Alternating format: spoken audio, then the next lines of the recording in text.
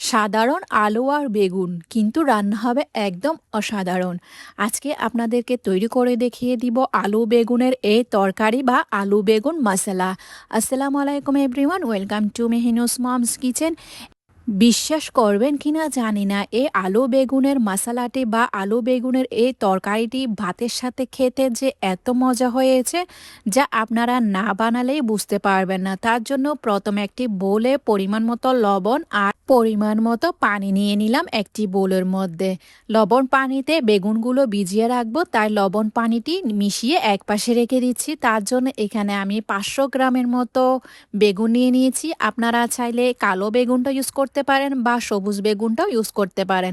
আমি কালো বেগুনটা নিয়ে নিয়েছি। বেগুনের টুকরাগুলো সাইজগুলো আমি এভাবে করে নিচ্ছি। বেগুনের টুকরাগুলোকে একদম মিডিয়াম সাইজের টুকরা করে নিচ্ছি, যেহেতু বেগুন রান্না হওয়ার পর একদমই কমে যাবে বা ছোট হয়ে যাবে, তাই টুকরাগুলো একটু বড় সাইজেরই করে নিয়েছি। বেগুনগুলো টুকরা করে নেওয়ার পর যে লবণ পানি রেখেছিলাম, লবণ পানিতে ভিজিয়ে রাখছি যেন কালারটা নষ্ট না হয়। যেরকম রাখবেন বেগুনের কালার একটুও নষ্ট হবে না। এবার আমি নিয়ে নিয়েছি এক টুকরা আদা, সে সাথে নিয়ে নিব 3টা রসুনের কোয়া, তারপর নিয়ে নিয়েছি 3টি কাঁচামরিচ। ব্লেন্ডার জারের সাহায্যে এগুলাকে ভালো করে চপ করে নিয়েছি। ঠিক এমনই হতে হবে। আপনারা চাইলে গ্রেটারের সাহায্যেও গ্রেট করে নিতে পারেন। চুলায় একটি পাতিল বসিয়ে 1/2 কাপ তেল দিয়ে দিয়েছি। এই মশলাটি তৈরি করার জন্য তেলের পরিমাণটা একটু বেশিই লাগবে।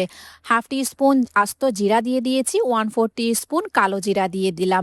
এবার জিরা এবং কালো জিরাকে হালকা একটু তেলের মধ্যে ভেজে নিতে হবে। তারপর যে আমি আদা, রসুন আর কাঁচামরিচ ক্রাশ করে রেখেছিলাম ওইগুলা দিয়ে দিয়েছি।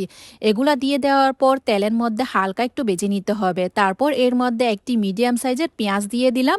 পেঁয়াজটাকেও তেলের মধ্যে ভেজে নিতে হবে। ভেজে নেওয়ার পর তারপর এখানে পেঁয়াজটি যখন নরম হয়ে আসবে, তখনই এর মধ্যে দিয়ে দিয়েছি 2টি মিডিয়াম সাইজের টমেটোকে একদম চপ করে। তারপর এখানে আমি স্বাদ মতো লবণ দিয়ে দিয়েছি। লবণটি দেওয়ার কারণে টমেটোগুলো একদম অনেক সহজে বা জলদি নরম হয়ে যাবে, তাই লবণটি দিয়ে টমেটোকে সেদ্ধ হওয়ার জন্য বসিয়ে রাখবো।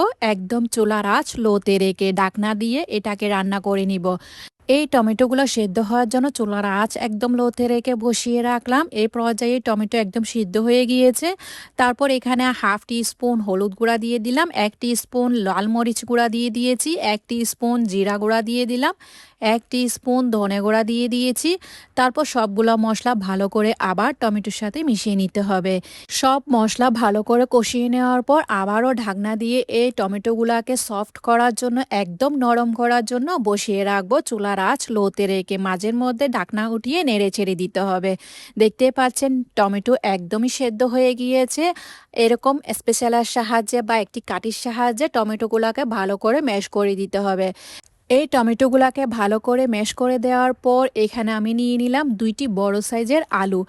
আলুর টুকরাগুলোকেও আমি এমনভাবে রেখেছি, বেগুন যেভাবে টুকরা করেছি ঠিক সেম সাইজের করে আলুর টুকরাগুলোকেও করে নিয়েছি। এবার আলুটাকেও ভালো করে মশলার সাথে কষিয়ে নিতে হবে। চুলার আঁচ লোতে রেখে ঢাকনা দিয়ে আলুগুলাকে ভালো করে কষিয়ে নিয়েছি। কষিয়ে নেওয়ার পর দেখতে পাচ্ছেন এই পর্যায়ে আলুটা একদম 50% সেদ্ধ হয়ে গিয়েছে। আলুগুলো যখন ভালো করে কষিয়ে আসবে তখন এর মধ্যে দিয়ে দিয়েছি বেগুন। বেগুনগুলাকে ভালো করে পানি ঝরিয়ে ধুয়ে বেগুনটা দিয়ে দিয়েছি। বেগুন হতে বেশি সময় লাগে না, তাই আলুটি 50% সেদ্ধ হওয়ার পর তারপর বেগুনটা দিয়ে দিয়েছি। বেগুনগুলোকেও মশলার সাথে ভালো করে কষিয়ে নিতে হবে। কষিয়ে নেওয়ার পর ঢাকনা দিয়ে এভাবে রেখে দিব একদম চুলার আঁচ লোতে রেখে। যখনই দেখবেন আলু বেগুন ভালো করে কষিয়ে এসেছে, তখন এখানে আমি পরিমাণ মতো পানি দিব আলু আর বেগুনটা পুরোপুরি সেদ্ধ হওয়ার জন্য। 1/4 কাপের মতো পানি দিয়ে দিয়েছি। বেশি পরিমাণের পানি দিতে যাবে না, না হলে বেগুন একদম ভর্তা হয়ে যাবে। আমি এখানে সামান্য পরিমাণ পানি দিয়ে বেগুন আর আলুটাকে সেদ্ধ হওয়ার জন্য বসিয়ে রাখলাম। মাঝের মধ্যে ঢাকনা উঠিয়ে নেড়ে ছেড়ে দিয়ে দিবেন, না হলে নিচের তলানিতে লেগে যাবে। দেখতে পাচ্ছেন এই পর্যায়ে আলুটাও পুরোপুরি সেদ্ধ হয়ে গিয়েছে, বেগুনটাও সেদ্ধ হয়ে গিয়েছে, একদম মশলা টাইপ হয়ে গিয়েছে। আপনাদেরকে একটা আলু ভেঙে দেখিয়ে দিচ্ছি, পুরোপুরি সেদ্ধ হয়ে গিয়েছে। তারপর এখানে আমি 1/2 টিস্পুন গরম মশলার গুঁড়া দিয়ে দিয়েছি। সেই সাথে এর মধ্যে দিয়ে দিলাম হাফ টি স্পুন মেথি বা কাস্তুরি মেথিও বলে থাকে। একদম এক মুঠো পরিমাণ ফ্রেশ ধনেপাতা কুচি দিয়ে দিলাম। সবগুলো দিয়ে ভালো করে আরেকবার মিশিয়ে নিয়েছি। বেশি জোরে জোরে নাড়তে যাবে না, না হলে আলুটাও ভর্তা হয়ে যাবে, বেগুনগুলোও ভর্তা হয়ে যাবে। এখানে তেলের পরিমাণটা একটু বেশিই রাখবেন। বেগুন আলুর তরকারি বা বেগুন আলু যে কোনো তরকারিতে তেলের পরিমাণটা একটু বেশিই লাগে।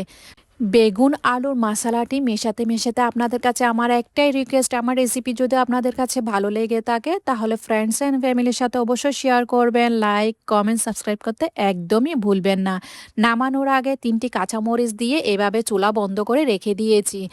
মাশাল্লাহ, বেগুন আলুর সবজিগুলা বা বেগুন আলুর মশলাটি এমন মজা হয়েছে, রুটি পরোটা বা সাদা ভাতের সাথে অবশ্যই ট্রাই করবেন।